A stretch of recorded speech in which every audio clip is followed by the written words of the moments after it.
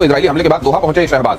Qatar के प्रति शहबाज ने दिखाई एकजुटता, सॉलिडेरिटी दिखाते हुए स्टेटमेंट दिया। इजरायल ने 9 सितंबर को दोहा पर अटैक किया था। पाकिस्तान ने कतर की संप्रभुता का उल्लंघन इसे बताया। पाकिस्तान कहता है ना कि हम उम्मा के साथ खड़े रहते हैं, उम्मा ही है ना, उम्मा के साथ खड़े होते हैं, अमेरिका के साथ बैठते हैं, चाइना के, तो वो उम्मा में खड़ा होने की बात करता है। इसी बात पर मुस्लिम देशों को भड़काने में लगा हुआ है पाकिस्तान।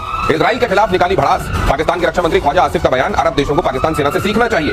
बोले कि इजरायल मुस्लिम दुनिया को निपटाना चाहता है। ये हम कहते हैं, इजरायल हमें समझता है, हमारे कारगिल का दोस्त है, हमारे ऑपरेशन सिंदूर का दोस्त है, हमारी मिलिट्री और उसके साथ संबंध है, स्पाइंग का हमारा इंटेलिजेंस नेट है इजरायल के साथ।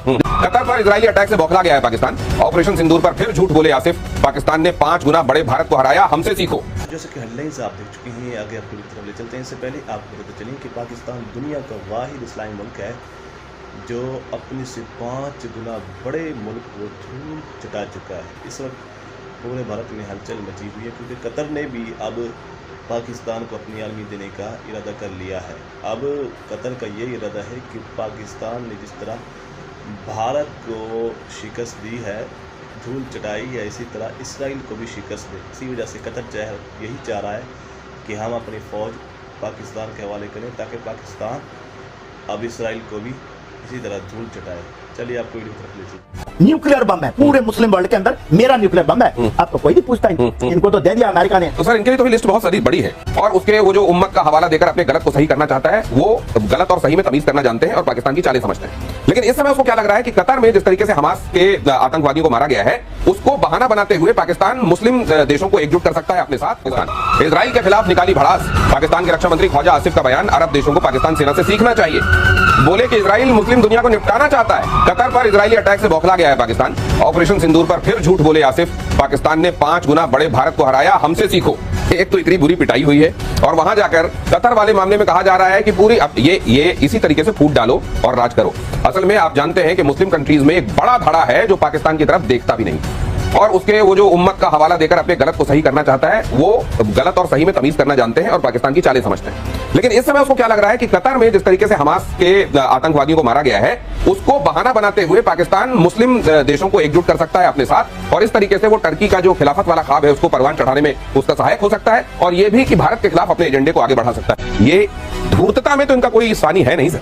देखिए दिनेश जी, फिर से याद दिलाऊंगा और आपके दर्शकों को, जब पाकिस्तान कहता है ना कि हम उम्मा के साथ खड़े रहते हैं, उम्मा ही है ना, उम्मा के साथ खड़े होते हैं, अमेरिका के साथ बैठते हैं, चाइना के, तो वो उम्मा में खड़ा होने की बात करता है। मगर ऐसे लोगों को जो ये कहते हैं ना, ये दोगलापन के बैठते हैं, खड़े होते हैं, सोते हैं, देखिए चाइना में क्या हाल हुआ। इनकी हालत वही होगी जैसे आपको दूध से मक्खी को निकाल के फेंका जाए, सब फेंक रहे हैं। आप ये सोचते हैं कि बड़े स्मार्ट हो गए हम, एक अब कोई नहीं इनकी बातें सुनते थे कि हमारे पास न्यूक्लियर बम है पूरे मुस्लिम वर्ल्ड के अंदर, मेरा न्यूक्लियर बम है, आपको कोई नहीं पूछता। इनको तो दे दिया अमेरिका ने। तो सर इनके लिए तो लिस्ट बहुत सारी बड़ी है। इन्होंने तो अभी उठते बैठते और न जाने कितना बड़ा, ये मेरे लगता है इनको फहरिस्त अपनी लंबी कर लेनी चाहिए। लेकिन ख्वाजा आसिफ वहां जाकर ये जो प्रचार करने की कोशिश कर रहे हैं, ये देखो, ये तो पूरे मुस्लिम वर्ल्ड को निपटाना चाहता है इजराइल। इसके सब्सक्राइबर्स होंगे। इनके 5 गुना बड़े कंट्री से लड़के हमने लेसन सिखाया, उस पर मैं इनको बताना चाहता हूँ। पहले वो जरा इनका क्लियर कर दूं। देखो भाई, आप भारत को कहते हो, भारत क्या कहता है आपके बारे में? भारत ये कहता है कि तुम एक छोटी लकीर हो, तुम्हारे लकीर को हम कम करने में इंटरेस्टेड नहीं है, हमारी लकीर हमें बड़ी करनी है। ये हमारे प्रधानमंत्री ने 15 अगस्त को कहा था लाल किले से। अब मैं कहता हूं आपको कि जो हमारा संदेश गया है दोहा में, जो हमारा संदेश गया है कतार में, हमने इसकी भर्त्सना की है, इस अटैक की भर्त्सना की। हम एक बहुत बैलेंसिंग रखना चाहते हैं मिडिल ईस्ट से। इजराइल हमारा बहुत अच्छा दोस्त है, लेकिन आतंकवाद के नाम पर भारत का मुद्दा इतना क्लियर है, इतना स्पष्ट है कि विश्व में कहीं भी आतंकवाद हो या कोई ऐसे सोवरेनिटी का अटैक हो बिना कहे सुने, बिना वार्निंग के, तो हम उसका विरोध करते हैं। ये हम कहते हैं, इजराइल हमें समझता है, हमारे कारगिल का दोस्त है, हमारे ऑपरेशन सिंदूर का दोस्त है, हमारी मिलिट्री और उसके साथ संबंध है, स्पाइंग का हमारा इंटेलिजेंस नेट है इजराइल के साथ। लेकिन हमारे लोग रहते हैं कतार में, जितने सारे हमारे रेमिटेंस आता है वहां से, हमारी ऊर्जा का स्रोत है वो, हम लिवरेज करना चाहते हैं। तो भारत बहुत सतर्क है, इससे कोई मतलब नहीं कि शहबाज शरीफ क्या। देखिए अब ये तो ख्वाजा आसिफ थे, अब शहबाज शरीफ की तरफ आपको ले चलता हूं। इजरायली हमले के बाद दोहा पहुंचे शहबाज। कतर के प्रति शहबाज ने दिखाई एकजुटता, सॉलिडेरिटी दिखाते हुए स्टेटमेंट दिया। इजरायल ने 9 सितंबर को दोहा पर अटैक किया था और हमास के दफ्तर पर टारगेटेड अटैक था। ये 6 की मौत हुई। पाकिस्तान ने कतर की संप्रभुता का उल्लंघन इसे बताया। ये बताइए, आप जून का 23 जून का आपको याद होगा, ऑपरेशन हैमर हुआ था, अमेरिका ने किया था। कतार पे ही फायर आया था ईरान का, वहां मिसाइल मारी थी, ये नहीं कतर क्या, और वही अल-उद बेस के पास ही मार दिया था। उस समय अमेरिका ने कहा कि छोड़ दो कुछ नहीं करो। आज उस क्यों नहीं गए उस समय, क्योंकि अमेरिका ने किया था। आज दौड़ पड़े कि इजराइल ने किया। तो ये देखिए, ये और आपके दर्शकों को सभी को हमें ये समझना पड़ेगा, जो ये लोग बोलते हैं ना, आप जो आग लगी है तो उसमें घी डालिए और भड़काइए, आप जलेंगे, कोई नहीं दूसरा जलेगा। ये तो वही कहेंगे कि अमेरिकी बेस पे मारा था इसलिए हमने नहीं कहा, यहाँ पे तो उस इमारत में मार दिया जहां हमास के लोग बातचीत के लिए पहुंचे थे, इसलिए हम ये अलग कर रहे हैं। अरे वो उनका वहां जहां मारा है ना, वो एक विला है, जिस विला में, और वो विला में उन्होंने दिया है, कतर ने दिया था हमास को, उसके अंदर में, और 6 मारे गए हैं, 5 तो बोलते हैं हमास के ही। देखिए बात ये है कि ठीक है, जितना जाइए भागिए दौड़िए, आप अपने को केवल नमूना बना के ही वापस आएंगे, पूछे कोई नहीं पूछता। ये हाथ बड़े ऐसे खड़े रहेंगे, वहां जाकर के भी बोलेंगे जहां पना हम स्टेप्स वाइज आपके साथ बात करना चाहते हैं, और इजराइल इसके लिए रेडी नहीं है, तो वो किसको लेके बात करने आ रहा था? अमेरिका को मालूम था सब कुछ, ग्रीन रूम में क्या हो रहा है दिनेश जी, और स्टेज पे क्या हो रहा है, बहुत अंतर है। कतार में जब अटैक हुआ था ऑपरेशन हैमर का, सारी बातें पता थी कतार को, कहां पे मारा, कितना मारा, लिमिटेड इफेक्ट करना था। ईरान का पता ही आपको नहीं, वो तो लेकिन जनरल सिन्हा कह रहे हैं कि अगर पाकिस्तान को इतना ही दर्द हो रहा था तो तब भी जाकर ये कहना था ना, कैसे कैसे मार दिया ईरान ने इस जगह पर। उस समय हिम्मत नहीं थी, यूएसए से कौन बात करता है, इजराइल तो बात कर लेता है, और ये क्या पता नहीं था अमेरिका को कि ये होने वाला है? कह रहे हैं हमें मिलिट्री ने बताया, हमें नहीं मालूम था। क्या बात करते हो, ग्रीन रूम में क्या हो रहा है, स्टेज पे क्या हो रहा है, सबको पता है, हमारे दर्शक ज्यादा समझते हैं।